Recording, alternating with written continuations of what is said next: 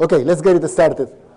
Sorry we got a little bit more time than expected, but with the sessions back-to-back, it was difficult to set it up.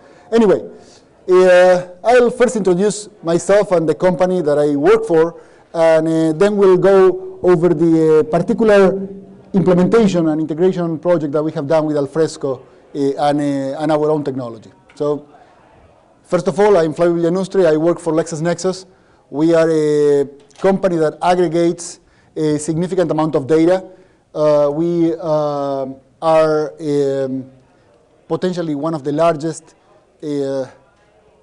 personal identifiable data integrators in the US. We have a vast number of corporate customers. We don't provide any consumer services, but we do provide a number of corporate services around risk management, essentially identifying the risk of dealing with a particular individual or a company, around identity management. Do I know who you are? Are you the person who you say you are? And fraud detection and other services that spawn from this type of risk management approach. So we've been in the business for a long time. We have been doing big data since before big data was called big data. We have petabytes of data that before were maybe hundreds of terabytes and before were maybe dozens of terabytes, but they were always data that was large enough for conventional technologies not to be viable as a solution for this. And I'll go a little bit about some of the things that we do, but I don't want to get too centric on the company. I want to cover the things that we have done with Alfresco and how we think we enhance Alfresco to a point where we can do a number of interesting things with the content repositories that we have. You all know this. I'm not going to go through the definition of enterprise content management. You use it day in, day out. You know the challenges. You know that it's not just a file repository. File repositories are okay for certain things, but you need to track data provenance, and you need to track access, and you need to know what data is there. You need to be able to retrieve the data. You need to report on the data. You need to integrate the data with some other data, and so on and so forth. So ECM goes far beyond the limits of what a file share has. And you have for the most part, traditional technologies tend to deal with a certain amount of scalability. You can scale the technologies up to a point to do some of these things and absorb the data as fast as it comes. But there is a limit. And sometimes the data comes faster than you expect. Sometimes the analysis of the data is more complex than what you would expect. Sometimes the retrieval strategy for the data, it is not as simple. And sometimes you hit these boundaries, these walls. The ECM system that you implemented, it seems not to be just enough to go to the next level. And big data. And you saw McAfee, and at the beginning I thought he was the one that was on bath salts, the one that escaped after killing his neighbor. No, just kidding. But you saw him, and yes, the amount of data that is being generated today is increasingly more, is larger in volume, but also increasingly more complex to analyze. You have a large number of data sources. Each individual datum, each individual atom of data might or might not be truthful, might not be very significant, but once you combine all these things and apply statistical methods, you can really extract value from the data. Yeah, each individual data point might not be worth much, but at the moment you collect billions or trillions of these data points, the information has a significant amount of value beyond the individual value of these data points. And one of the problems that you have sometimes is that among this vast amount of documents is how do you find what you really need? And yeah, you can use full text searching and normal retrieval, and you can use what the web search world has popularized as term frequency, inverse document frequency, essentially using the inverse of the frequency of terms in documents to identify how relevant the document is for whatever you're looking for. If you have a common term, common particle like a stop word at. Well, it will appear millions of times in every document, but that doesn't make any of those documents any relevant for whatever you're looking for. If you have a more infrequent word term that appears in far less documents, but appears several times in a particular document, there is a big chance that that document is related with what you're looking for. But this no longer works. Yes, this works when you're trying to search and retrieve certain documents from a store, but can we do any better? Can we get some better, easier, faster way, some smarter way to retrieve these documents as I need them? And before, and this is over the last few decades, we were pretty much pampered when we used to think that as long as I know the structure of the data, I know everything about the data. If I know the columns in my database, and I know the metadata around those fields, and I know the way the data is organized, I know the data, I can find anything, I can calculate whatever I want. That is not true anymore. Most of the data that we deal with today, and you saw McAfee's presentation before, is data that is not clean, that has holes, that is not even truthful. And how do you know what the data means? And the only way to do that is to analyze the data itself. The structure of the data doesn't tell you much. And this is particularly relevant when you're looking at unstructured data, where there is very little structure. Yeah, there is always a structure, because at the end of the day, even natural language has a grammar, which might or might not be precisely defined. But still, knowing the structure of the data doesn't tell you much about the data unless you look at all the data.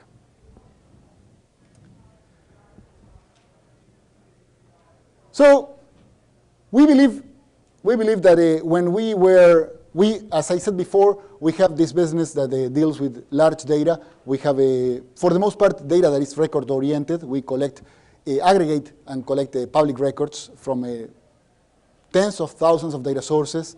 We have some unstructured data as well, but for the most part, it's record-oriented data. And we also have contributory databases that different industries contribute data for, and to gain advantage of that data. The insurance industry is one of those. If you go for a quote to any insurance carrier in the US, the insurance carrier comes behind the scenes to us, because we manage the contributory database of car accidents and claims. So if you had a car accident with Allstate and now you move to Geico, you would expect that they won't know about it, so they won't raise your rates, but they will, because they will use that data, that contributory database. So this is type of data that we manage. But we used to consider, well, this is a particular domain, problem domain that has to do with big data.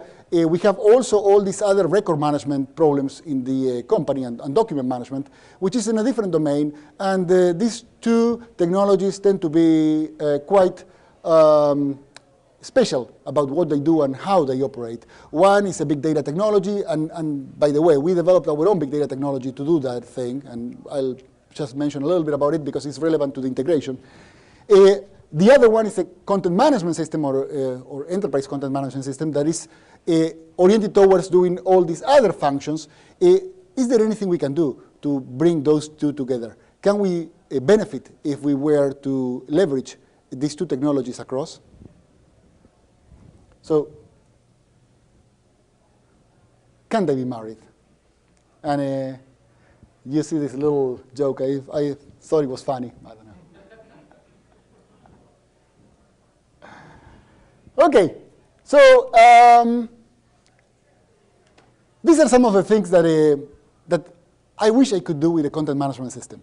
What if I'm looking for a document and I find some documents that I want, that might be relevant to my search, but at the same time the content management system could propose other documents that are related to that document, or are related to the interest that I have, or are documents that people that are similar to me, or that work on similar jobs, or have some similar context might be also using.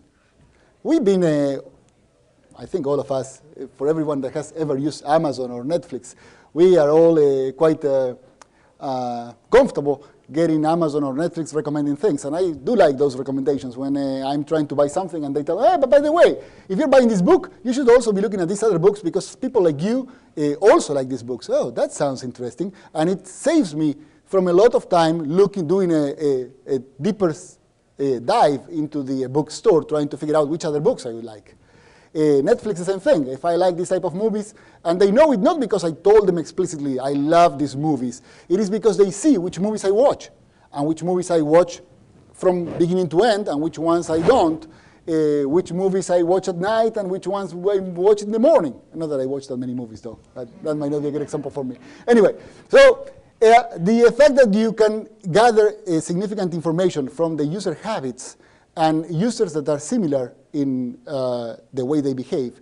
And the effect that you can also gain a significant amount of information from the closeness or distance of documents or content means that now you can start sewing these things together and identifying which document will this user need next. Or what is really this user looking for, or even though the user is asking for this particular search term. Based on the search terms that the user entered, based on the type of documents the user watches, based on the things that the user does, this user might be looking for really this. Now, and it becomes a little bit more wishful even then. What if, and I mentioned before, yes, you can take your documents, you can put them in a store, you can index everything that you want on these documents, and you will be able to do full text search on these documents. This is great. But is there a way I can help the user find ways to go through this store in a more organized way? And one of the biggest beneficial areas would be, can I classify these documents in some way? And can I classify them not just based on the users entering metadata on the document, but also on the characteristics of the document, on the content of the document. And document classification, and this is not implemented in Alfresco today, it's a different area in the business, but we have a sister company that does legal case management. LexisNexis is well known, has been for 40 years well known as a company that manages case law and data for attorneys. And one of the more critical process that we have is ingesting new documents. Because as we ingest a new document, they don't come with any metadata. So what did we used to do? We used to have a large number of attorneys sitting on tables, just going through the new documents one by one, initially in paper, then in digital systems, and classifying them by hand. Oh, this document is about this thing. And the judge was this judge. And the actors were these people. Well, that doesn't scale. You can imagine with the increasing volume of documents, and now we ingest in news and other sources of content, this doesn't work. So we ended up building a document classification system that reads the documents electronically, automatically, and does the analysis for you and classifies these documents. But we are not dumb. We don't think that we can build a system like this and make it effective, even though the language drifts over time. Any human language drifts and changes meaning and context. So we also use human editors. And we use something that is called active learning. We receive a document, we process it, and for the most part, all these documents are processed automatically. But some documents, randomly selected, are sent to human editors without any classification information. The human editor will classify that document and send it back. We will compare it automatically with the system that we use to classify the documents and refine the classification. See, we use the hippos in a different way. We take their opinion into account, but we do that just as part of the algorithm. And this is quite useful for us and keeps us, makes us become more effective over time, and also keeps us precise, even if the language changes and the topics change over time. But can we do this with the content management system? And of course, natural language querying, that's another interesting thing. And this is not just based on the explicit words that you enter, but the context of those words. And the proactive presentation of content versus the reactive presentation. And this is what we built.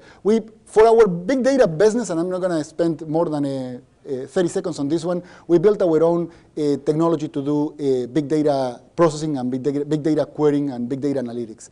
It's open source, and this was another thing that made us consider Alfresco 4 years ago, because it's a company that has the same type of model.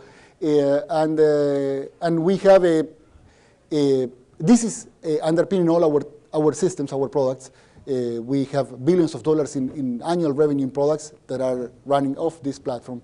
And since it's open, and it's our own platform, and it's open source, and Alfresco is open source, we started thinking, how can we integrate this platform, this technology, with Alfresco? We do all this classification, we do all this interesting semantic analysis with this platform. Well, can we bring this to Alfresco?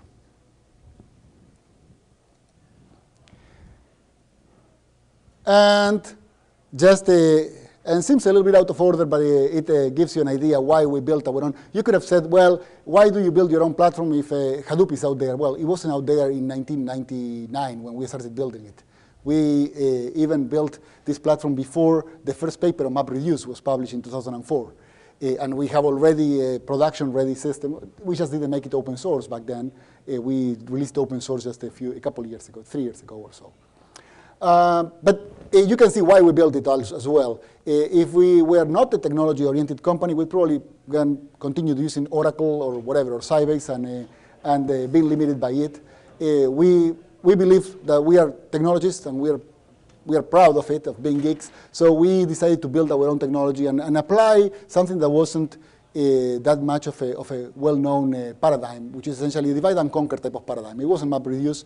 It is a data flow type of approach, but it's what we did. And we use enterprise content management, and I mentioned before we migrated from a large deployment of Documentum, and we are now migrating out of SharePoint, and we are using Alfresco. So marrying these two technologies is what we did. This is our platform. This is the HPCC platform, again, distributed platform. It has local storage. Well, you know all these things because you hear them day in, day out when you look at other platforms, NoSQL platforms like this. So I'm not going to go through this in detail. It is just that it's not much different from any other big data technology. It has a data processing system, which is Thor, and a data delivery system or real-time access system called Roxy. We have a website, a portal, which is our open source portal. You can go there and take a look. It's all free and available. The source code is in GitHub, so you can just fork, clone it, add pull requests when you have contributions, and we are all happy. I also mentioned that we and Alfresco have similar business models. We have open licenses. We are Apache license. Alfresco is LGPL, both quite permissive licenses. Is there a way we can marriage this? We can use it internally, enhance both systems with each other, and at the same time, perhaps even build something that can be an offering for our customers or anyone external trying to do the same thing we are doing. But how we do this? And this is how it works.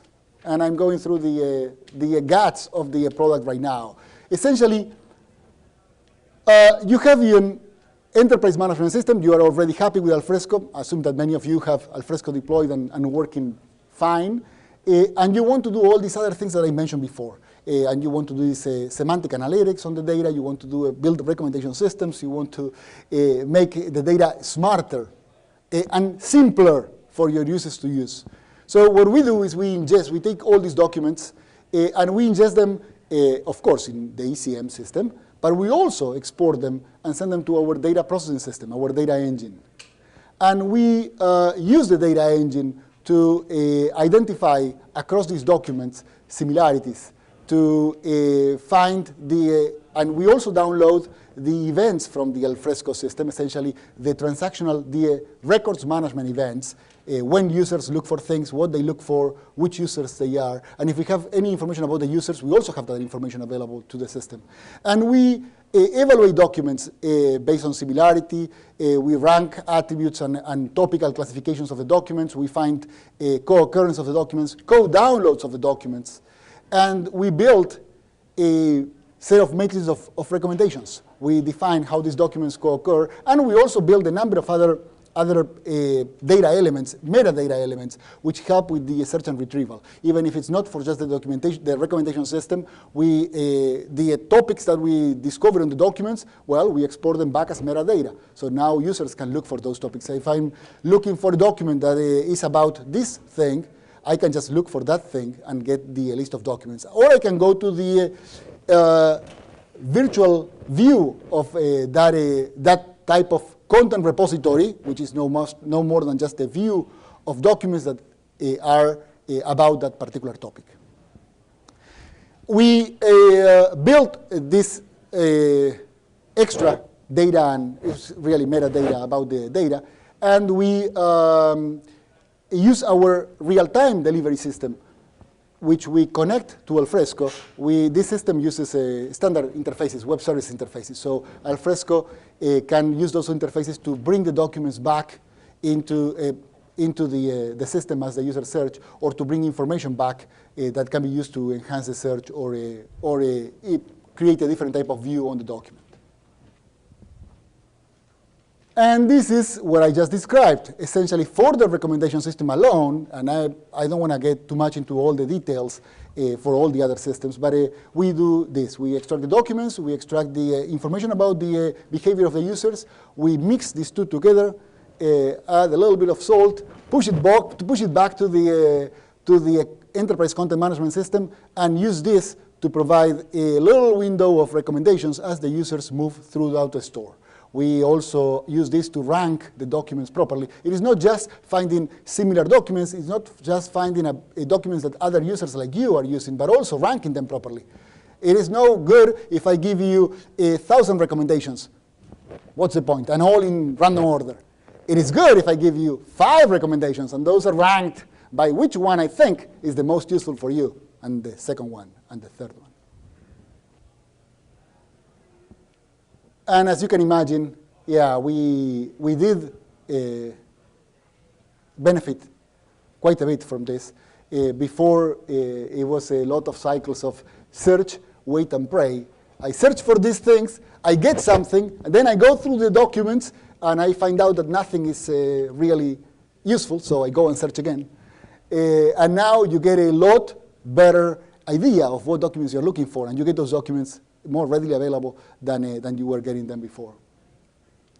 We have now a system that is customized to specific users, and even better, the customization is done for you, it's done automatically.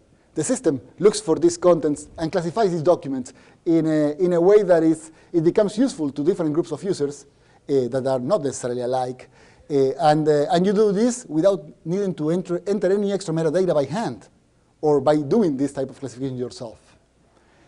Of course, it scales to much larger content repositories. We use our big data technology behind the scenes to do this analysis. And it also helps us with a lot of the other aspects of this semantic analysis, including all this natural language processing analysis, all this classification that I mentioned. We also use, and these are some other aspects of the technology that we have some other visualization components for exploratory data analysis, and we use those as well to help us identify types of documents in a way that is visually. Sometimes a large table of documents is not very useful because you can't just go through every document. But if you have something that visually identifies which documents are in the sweet spot of what you're looking for, it makes it a lot easier to then go and retrieve those particular documents. Well, and to finish this, last but not least, some of the things that we are planning on doing as we continue walking this path. Reduce the amount of steps to do a particular search is quite high in our classification. Find contextually relevant content. If I'm looking for I don't know, for Ferrari, am I looking for a car or am I looking for something else with that name, or a person?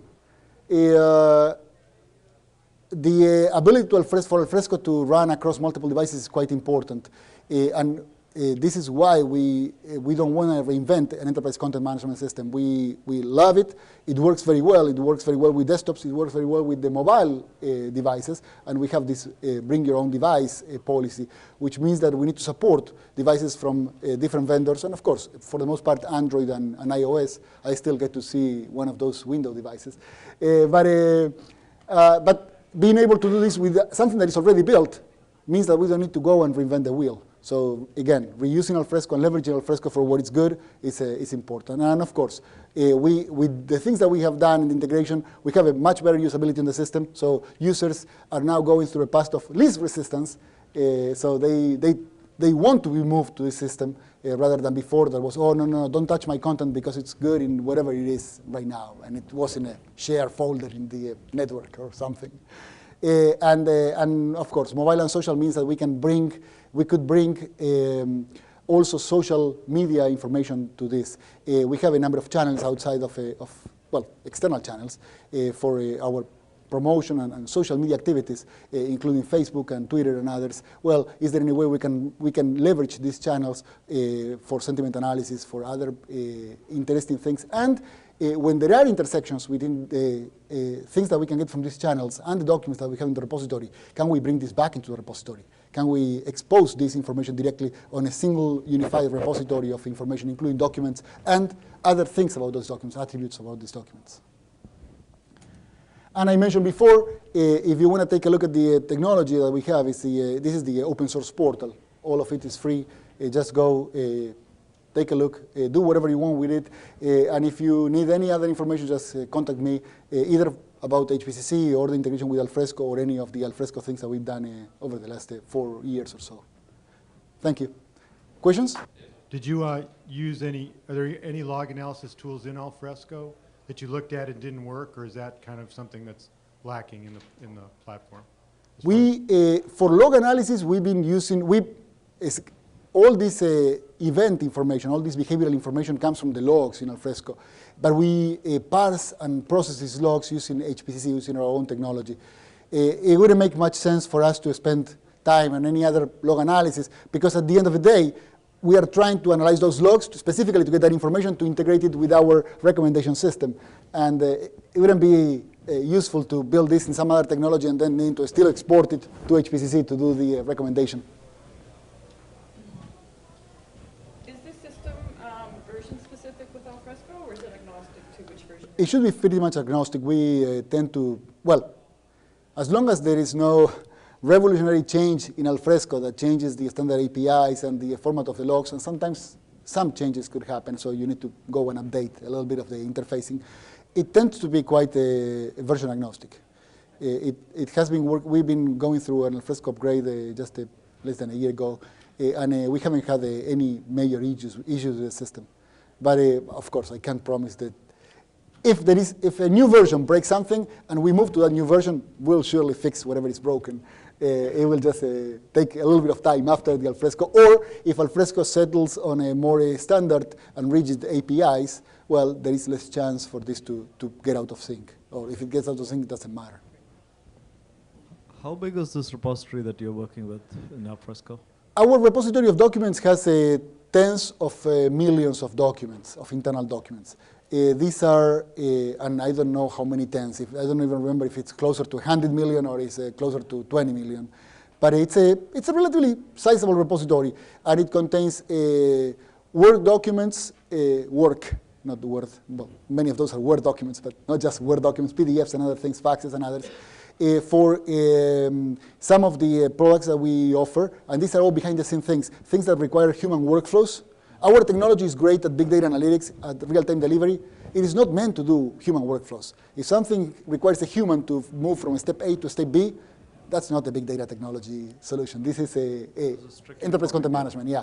So we have a large repository, relatively large, and we do this analysis frequently to get the recommendation system always up to date with the documents we have in the repository. Okay, there's not real human interaction on a day-to-day basis with it. There is no real human interaction, yeah. There is no one classifying documents or doing anything like that. We do this all automatically, yeah. So what is your infrastructure? Are you 60-20-60 with this right now? No, we are all in premise, and I mentioned it briefly before. We do have two different deployments of Alfresco. One which is internally facing, that's behind our firewalls, that's only used from within the network. You cannot access it if you are outside. You can access if you VPN into the network, but you can't access it readily from the internet. The other one is an external facing system for sales and marketing, and these people are on the field with their own mobile devices, but there is a split horizon in between. There is no communication across these systems. If we get Alfresco to do, or we developed our own better integration with some of the data loss protection system, or data leak protection system, sorry, we will probably make some documents flow between one and the other. Today, that's not available. We are not allowing anyone to move documents across these repositories easily. And how long did that project take to stand that up? How long did it take to move to the cloud or to build the Alfresco part of that? DLP integration? That would be a big undertaking. I don't know if we are willing to do that effort. That's one of the items on my wish list for Alfresco to do. If they end up integrating with something like I don't know, semantic Vontu, and I hate to mention vendors because I'm not connected to anyone, but we use Vontu internally. So if Alfresco integrates with semantic Vontu, well, maybe we can just leverage whatever we have deployed and just connect Alfresco readily and enable this. I don't know if we'll be willing to bite the bullet and do it ourselves. I had a question about the sort of the heuristics that are being applied, so information can flow more intelligently towards individuals or teams or groups. What's the feedback mechanism for the system to understand whether it's hitting the mark or whether the individuals are saying, no, you've missed the mark? That is a great point. And that is something that, again, it goes back into active learning. We do have checkboxes for the individuals to say, yes, this was relevant, this was not relevant. Now, how many times individuals bother to fill out those checkboxes? I don't have a statistic on that, but I would assume that a very large number of individuals don't even bother saying, hey, this was a good recommendation. So we get feedback independently from that they say, oh yeah, we love this feature, but you don't necessarily get the negative feedback saying, hey, this document was just crap, don't even show it anymore. And if they do, the document gets deranked, gets deprioritized. But if they don't, yeah.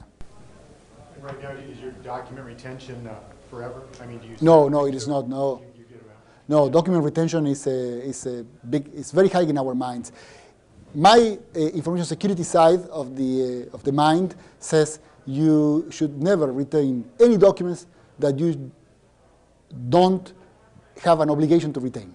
So if a document has not being mandated to be retained, should be completely wiped out of your system because that minimizes the risk. But on the other hand, if you ask the product people, they want to retain everything forever because they might have a use for it in 20 years. But no, we follow regulatory requirements and legal requirements.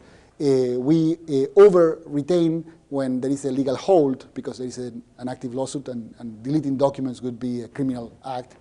But as soon as that legal hold goes away, we delete the documents as well. So we have this very well. And there are also contractual obligations. The contract with our data provider might say, well, you cannot retain this for more than whatever. Or you should retain it for more than whatever. Thank you. Thank you, people.